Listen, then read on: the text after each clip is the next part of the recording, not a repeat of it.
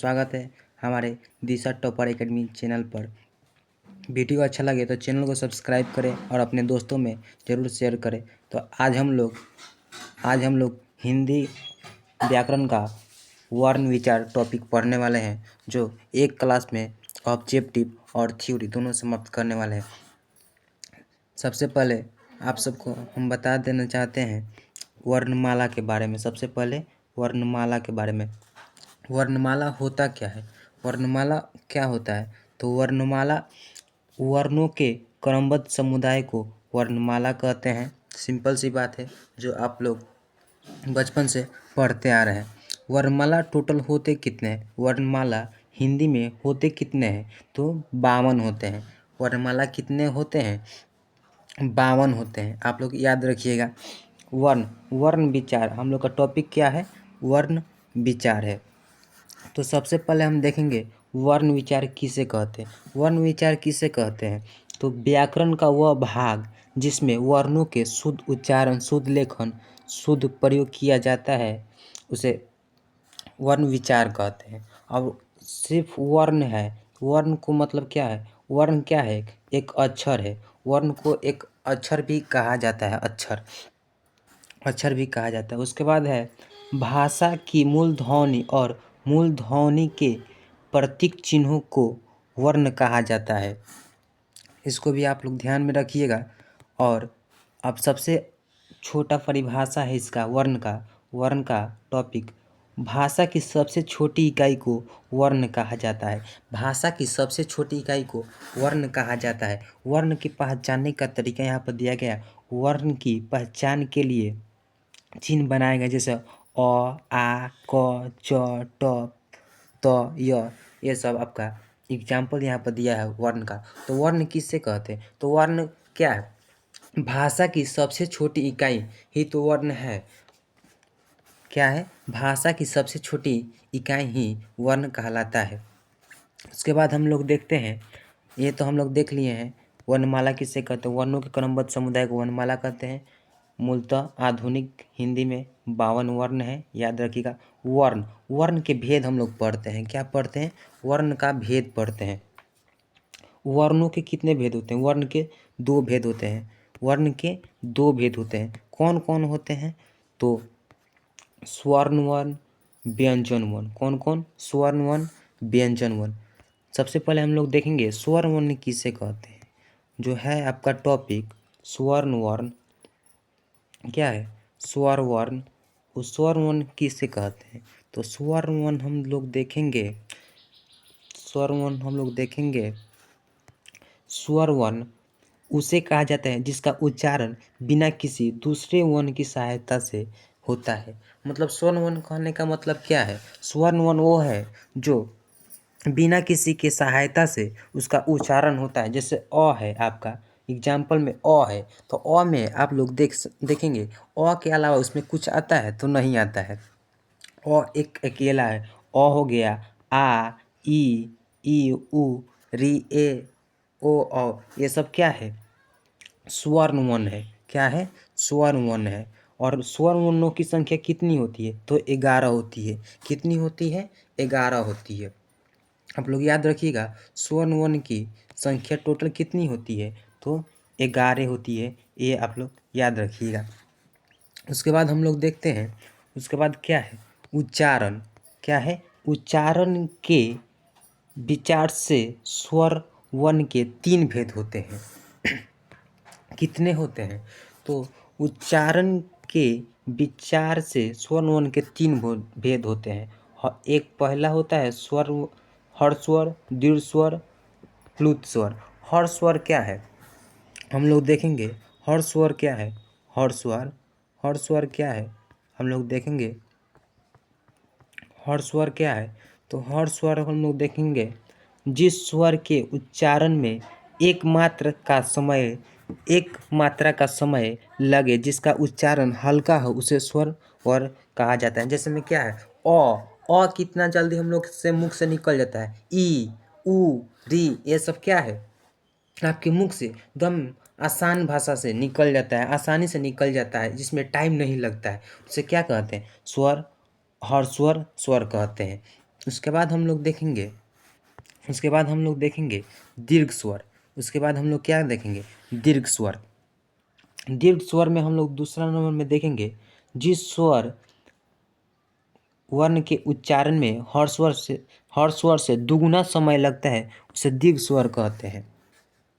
उसे क्या कहते हैं? तो उसे दीर्घ स्वर कहते हैं। जैसे आप लोग अब पहला क्या था? हर स्वर। हर स्वर में क्या है? तो उसमें टाइम कम लगता है, उसको बोलने में टाइम कम लगता है। और इसमें क्या लगता है? दीर्घ स्वर में उससे दुगुना लगेगा। जैसे अ है और उसके बाद उसको बोलिएगा आ, तो उसमें दुगुना समय लगेगा कि नहीं? तो उसमें दुगुना समय लगता है।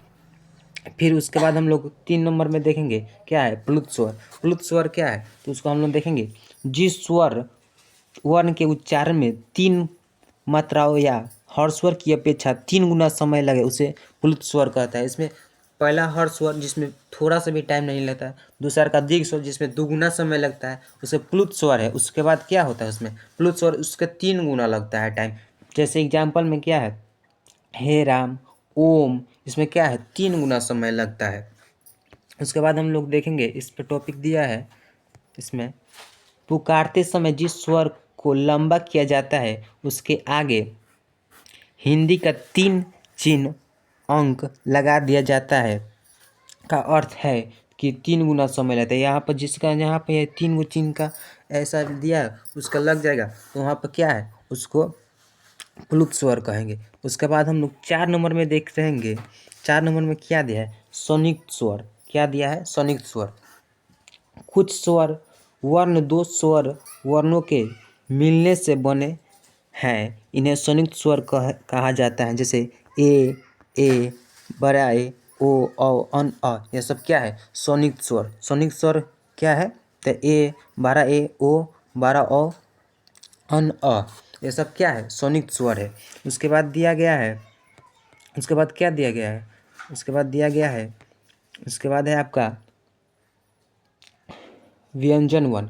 जो वर्ण स्वर की सहायता से बोला जाता है अर्थात जिसमें वर्ण का उच्चारण स्वर सहयोग से होता है उसे व्यंजन वर्ण कहते हैं। व्यंजन वर्ण को किसे कहेंगे? व्यंजन वर्ण में क्या है? व्यंजन वर्ण का आपका एग्जाम्पल क्या है? व्यंजन वर्ण आपका वो होता है जिसके में बोलने से पहले स्वर वर्ण की सहायता लिया जाता है। जिसमें क, ख, च, ट, प ये सब क्या है? तो इसमें ये व्यंजन वर्ण है जिसमें सहायता से स्वर वर्ण की सहायता से बोला जाता है। जिसमें क है आपका क, तो इसको तोड़िएगा, इसको तोड़िएगा तो क हलंत प्लस अ आता है। क्या आता है? क प्लस हलंत अ आता है। तो ये क्या हुआ? ये अ क्या है? स्वर वर्ण है। क्या है? स्वर वर्ण है। तो इसमें सहायता लिया है कि नहीं? व्यंजन सहायता लिया है कि नहीं? तो व्यंजन में क्या होता है? तो स्वर वर्ण की सहायता से जो अक्षर या कोई हम बोलते हैं उसे ही व्यंजन वर्ण कहते हैं। उसके बाद देखिएगा व्यंजन वर्ण के भेद। व्यंजन वर्ण के भेद देखिएगा। व्यंजन वर्ण के भेद कितने होते हैं? तो 3 होते हैं। व्यंजन वर्ण के भेद कितने होते हैं? 3 होते हैं। सबसे पहले हम देखेंगे स्पर्श व्यंजन। स्पर्श व्यंजन, उसके बाद अंतस्थ व्यंजन और 3 नंबर में देखेंगे ऊष्म व्यंजन। पहला है स्पर्श व्यंजन। कौन है? तो जो व्यंजन वर्ण तालु मुर्दा दांत एवं ओठ स्थानों के स्पर्श से बोले जाते हैं उन्हें स्पर्श व्यंजन कहते हैं। स्पर्श व्यंजनों की संख्या कितनी होती है? तो स्पर्श व्यंजनों की संख्या 25 होती है। कितनी होती है? तो 25 होती है। स्पर्श व्यंजनों की संख्या 25 होती है। जैसे क वर्ग से प वर्ग तक। कहाँ से? क वर्ग से प वर्ग तक। क वर्ग हो गया, च वर्ग, ट वर्ग, त वर्ग, प वर्ग, ये सब क्या है? तो स्पर्श व्यंजन है। क्या है? स्पर्श व्यंजन है। उसके बाद हम लोग 2 नंबर में देखेंगे क्या है? अंतस्थ व्यंजन। अंतस्थ व्यंजन में आप लोग देखिएगा, अंतस्थ व्यंजन में य, र, ल, व, इन चारों व्यंजनों को अंतस्थ व्यंजन कहा जाता है। इनमें य व हर स्वर भी कहलाते हैं। अंतस्थ व्यंजनों की संख्या कितनी होती है? 4 होती है। कितनी होती है? 4 होती है, जो आपके एग्जामों में पूछा जाता है। और वीडियो अच्छा लगे तो अपने दोस्तों में ज़रूर शेयर कीजिएगा और आगे का टॉपिक भी कमेंट में बताइएगा किस टॉपिक पर आपको वीडियो चाहिए। और चैनल को सब्सक्राइब कर लीजिएगा। और इसका PDF नोट्स लेना चाहते हैं तो कमेंट बॉक्स में तो बताइएगा, आपको पिन कर दिया जाएगा। नेक्स्ट आपका क्या है? नेक्स्ट टॉपिक है आपका अंतस्थ व्यंजन कितनी होती है? तो 4 होती है। उसके बाद है आपका 3 नंबर में ऊष्म व्यंजन। ऊष्म व्यंजन में ये आपका दिया गया है तालाबे स, मूर्धन स, दंती स, ह, यह सब इन चारों क्या है? तो चारों है ऊष्म व्यंजन। क्या है? ऊष्म व्यंजन। ऊष्म व्यंजनों की संख्या कितना बताइएगा? तो 4 बताइएगा। कितना बताइएगा? 4 बताइएगा। उसके बाद देखिएगा उच्चारण के समय स्वतंत्र तंत्रिका स्थिति कंपन के आधार पर व्यंजन के 2 भेद होते हैं। व्यंजन के 2 भेद होते हैं। कौन कौन? तो यहाँ पर दिया गया है, ये भी आपके एग्जाम में पूछा जाता है। घोष वन, अघोष वन, 2 है घोष और अघोष। प्रत्येक वर्ग का तीसरा, चौथा, पांचवा वर्ण घोष व्यंजन कहलाता है। तीसरा, चौथा, पांचवा कौन कौन? तीसरा, चौथा, पांचवा ये सब क्या है? ये सब है आपका घोष वर्ण। जैसे में य, र, ल, व, ह ये सब क्या है? ये सब घोष व्यंजन है। उसके बाद देखिएगा उसके बाद आपका है क्या है? अघोष। अघोष में क्या है? प्रत्येक वर्ग का पहला, दूसरा तथा स, स, तालाबे स, दंती स, तालाबे स, मूर्धन स, दंती स ये सब क्या है? अघोष व्यंजन है। उसको मिलाकर इसमें क्या है? प्रत्येक वर्ग का पहला और दूसरा। प्रत्येक वर्ग कहने का मतलब क्या हुआ? जिसमें यहाँ पर क वर्ग है, यहाँ पर क वर्ग है, तो इसमें बताइएगा आप लोग अघोष कौन सा है? अघोष कौन सा है? तो आपका क और ख ये क्या है? अघोष है। और उसके साथ साथ ये भी है, यह भी है, आप लोग याद रखिएगा। और यहाँ पर कोई पूछ दे आपका घोष वर्ण, इसमें बताइएगा घोष वर्ण। च वर्ग में घोष वर्ण कौन है? तो कौन कौन होगा? तीसरा, चौथा, पांचवा कौन कौन होगा? तो आपका तीसरा, चौथा, पांचवा ये सब क्या है? अघोष वर्ण है। उम्मीद करता हूँ आपको सारी बातें क्लियर हो गई होगी। अब इसमें एक और टॉपिक आपका है जो आपके एग्जाम में बहुत सारे इससे क्वेश्चन बनते हैं। उच्चारण स्थान से। उच्चारण स्थान एक टॉपिक है आपका, जिससे आपके एग्जाम में, सभी एग्जाम में, कॉम्पिटिटिव हुआ चाहे आपका बोर्ड एग्जाम हुआ, किसी में भी इससे क्वेश्चन आना ही आना है। तो देखिएगा, इसको हम इधर कर लेते हैं। सबसे पहले देखिएगा कंठ, तालु, मुर्दा, दंत, ओष्ठ दिया गया है। तो यहाँ पर हो गया क वर्ग हो गया, च वर्ग हो गया, ट वर्ग हो गया, त वर्ग, प वर्ग। यहाँ पर इसका ट्रिक है कंठ। कंठ से कौन कौन होता है? कंठ से अ, आ, क, अ, आ और क वर्ग, और इसमें ह जोड़ लीजिएगा। तालु में बड़ा ई, छोटा ई, च मतलब आपका च वर्ग हो गया। फिर इसी में मुर्दा में ट वर्ग है, और इसमें याद रखिएगा र और स इसमें ऐड हो जाता है और ई ऐड हो जाता है। दंत में त वर्ग हो गया, इसमें ल और स ऐड हो जाता है। ओष्ठ में छोटा ऊ, बड़ा ऊ और प वर्ग इसमें ऐड हो जाता है। क्या हो जाता है? प वर्ग ऐड हो जाता है। इसका आप लोग ट्रिक याद रखिएगा। इसका ट्रिक क्या है? कोई बच्चा है, यहाँ पर कोई बच्चा है, यहाँ पर कोई बच्चा है जो अपने पिताजी से, यहाँ पर उनके पिताजी हैं, यहाँ पे क्या है? उनके पिताजी हैं। तो ये क्या बोल रहा है बच्चा अपने पिताजी से? हमको कौन सी गाड़ी चाहिए? तो KTM गाड़ी चाहिए। कौन सी गाड़ी चाहिए? KTM KTM गाड़ी चाहिए। कौन सी चाहिए? KTM गाड़ी चाहिए। तो क्या बोल रहा है? KTM दो। क्या बोलता है? KTM दो पापा, मुझे KTM दो। तो यहाँ पर देखिएगा KTM के, यहाँ पर हो जाएगा आपका TM दो, KTM, यहाँ पर होगा D O, KTM 2। यहाँ पर क्या मांग रहा है ये बच्चा, क्या मांग रहा है, KTM 2। तो K से आपका क्या हो जाएगा, कंठ हो जाएगा, T से तालु हो जाएगा, M से मुर्दा हो जाएगा, D से दंत हो जाएगा, O से ओष्ठ हो जाएगा। आप लोग ऐसे याद रख सकते हैं। यहाँ पर कंठ ओष्ठ, दंत ओष्ठ, नासिका, नासिका में ये आपका दिया गया है, आप लोग इसको याद रखिएगा। नासिका में आप लोग इसको याद रखिएगा, नासिका में इसको याद रखिएगा। यहाँ पर कंठ, तालु, मुर्दा, दंत, ओष्ठ, KTM, DO, ये सब याद रखिएगा। कवर्ग, चौवर्ग, टवर्ग, तवर्ग, पवर्ग, ये सब याद रखिएगा। इसका आइए कुछ ऑब्जेक्टिव कर लिया जाए, इसका कुछ ऑब्जेक्टिव कर लिया जाए, इसका ऑब्जेक्टिव कुछ कर, यहाँ पर कुछ ऑब्जेक्टिव दिया गया है, उसको हम लोग देखते हैं। पहला क्वेश्चन है आपका म का उच्चारण स्थान। तो म का उच्चारण स्थान क्या हो जाएगा, तो ओष्ठ हो जाएगा। क्या हो जाएगा, ओष्ठ हो जाएगा, क्योंकि म किस में आता है, प वर्ग में, प वर्ग में। तो KTMDO, ओ आ रहा है, तो ओ से ओष्ठ हो जाएगा।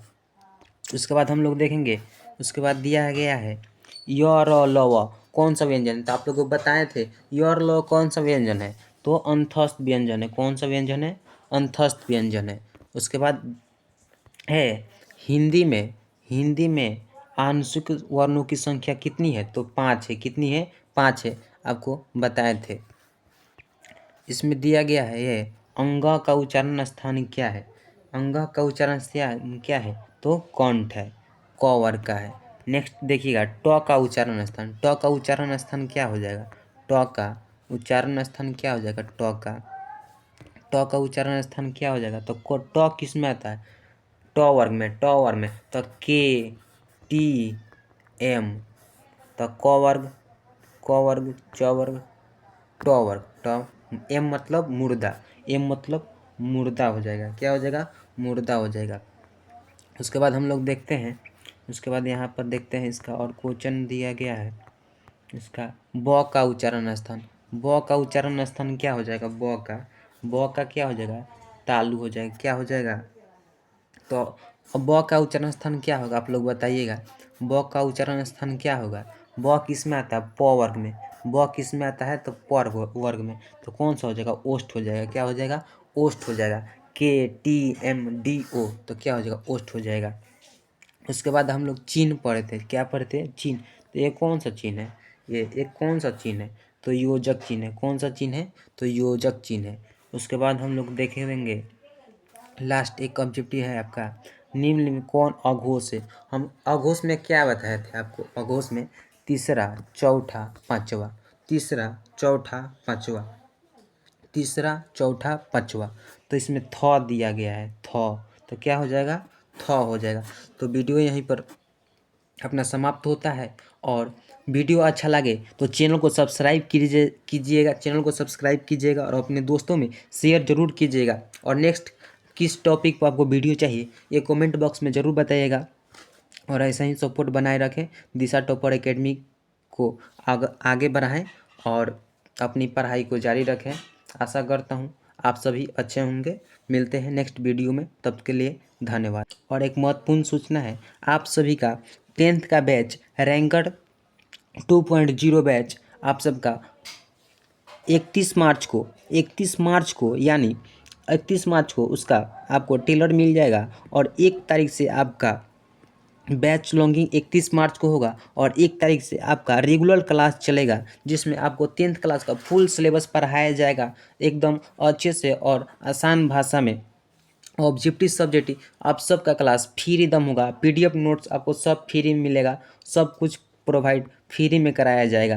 तो आप लोग उस दिन आप लोग लाइव क्लास में ज़रूर जुड़िएगा, उस दिन आप लोग क्लास लाइव होगा। ठीक है, धन्यवाद।